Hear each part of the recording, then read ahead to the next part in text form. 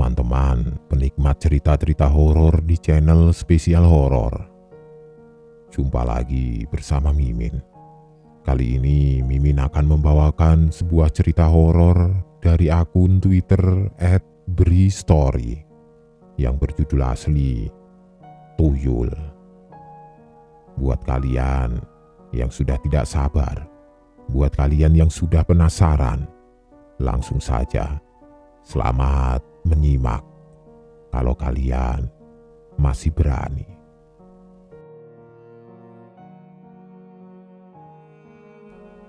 Sepertinya sudah tidak ada yang tidak tahu tentang tuyul. Hampir semua orang di Indonesia sudah tahu. Jadi, aku tidak perlu lagi menjelaskan apa itu tuyul. Intinya, tuyul adalah makhluk gaib yang bentuknya anak kecil, gundul, kerjaannya mencuri uang dan seringkali memiliki tuan. Banyak mitos mengenai tuyul.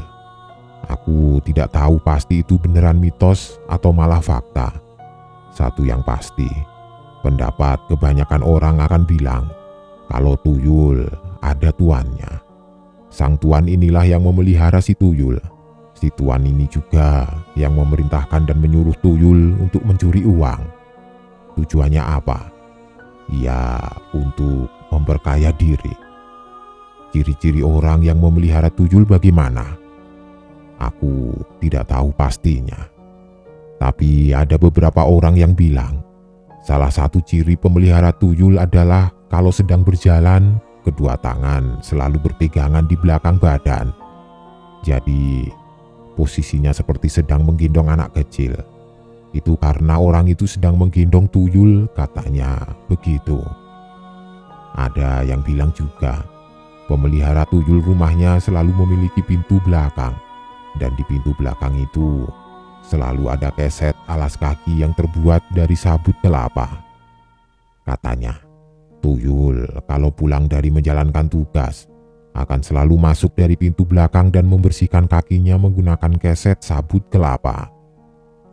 Dan masih banyak lagi katanya-katanya yang lain. Begitulah. Kali ini aku akan berbagi cerita tentang pengalamanku sendiri tentang tuyul.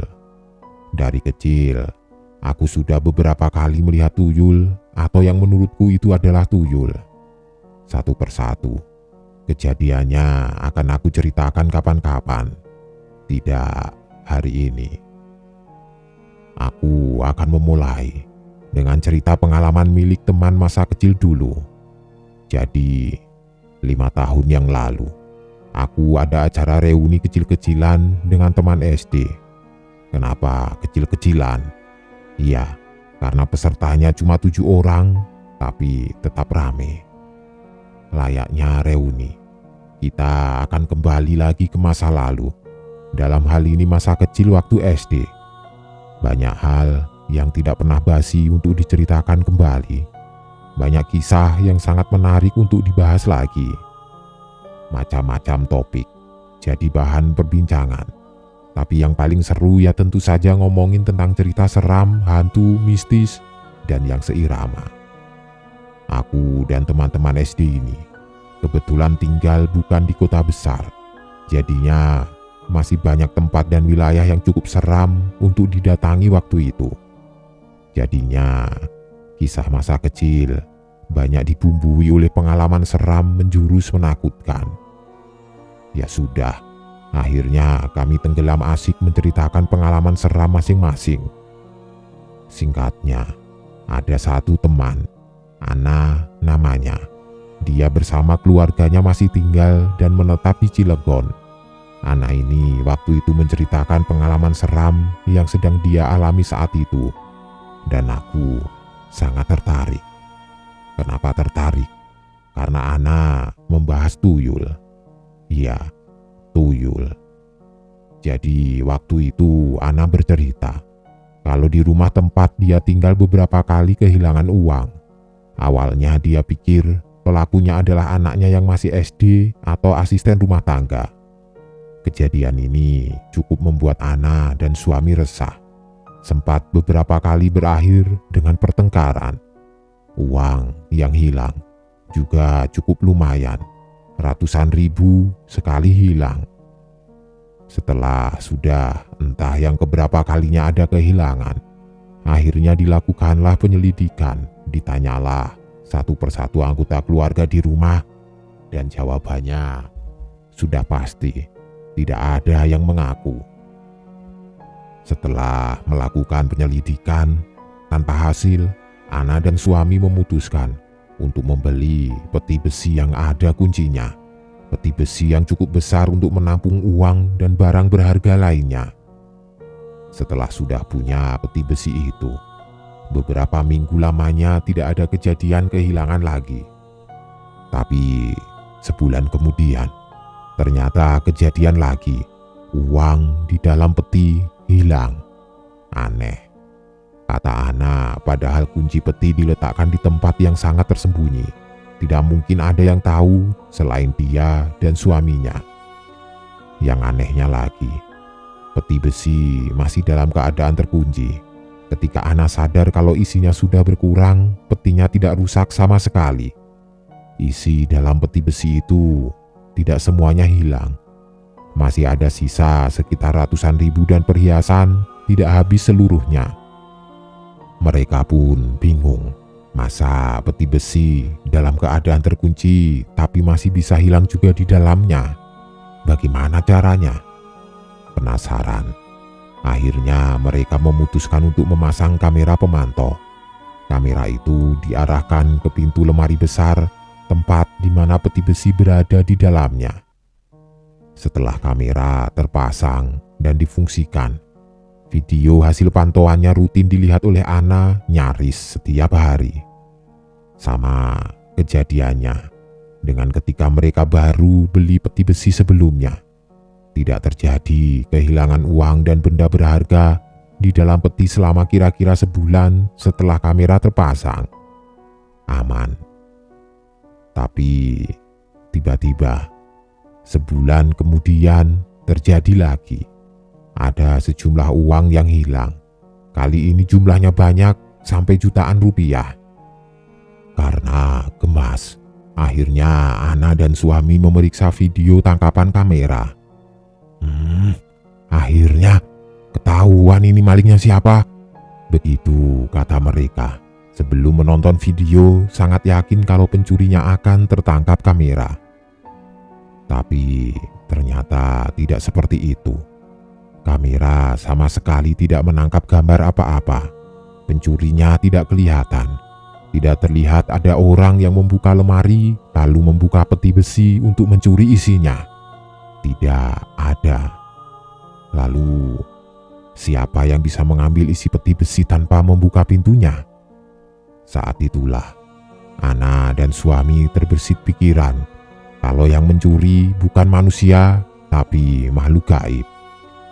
Mungkinkah Ana yang dari kecil dulu memang sudah percaya dan sering bergelut dengan hal-hal mistis, langsung punya banyak pertanyaan di kepalanya. Untuk menjawab itu, suami Ana punya ide untuk membuktikannya. Jadi, suamiku langsung pergi ke pasar. Dia mau membeli abu gosok. Begitu kata Ana ketika dia menceritakan kejadiannya kepada kami.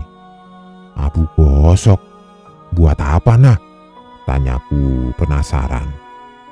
Buat yang belum tahu, abu gosok yang Ana maksudkan adalah benda yang bentuknya seperti pasir, terbuat dari hasil pembakaran. Kalau orang-orang di pedesaan dulu menggunakan abu gosok untuk mencuci piring atau perabotan rumah lain, lebih seringnya buat cuci piring. Abu gosok itu nantinya ditaburkan di sekeliling peti besi dan di sekitar lemari, ditabur tipis. Begitu kata Ana. Terus, kenapa harus abu gosok? Kata suamiku, abu gosok tidak bisa terdeteksi oleh si makhluk pencuri. Yang waktu itu kami belum tahu makhluk jenis apa si pencuri itu. Begitu penjelasan Ana.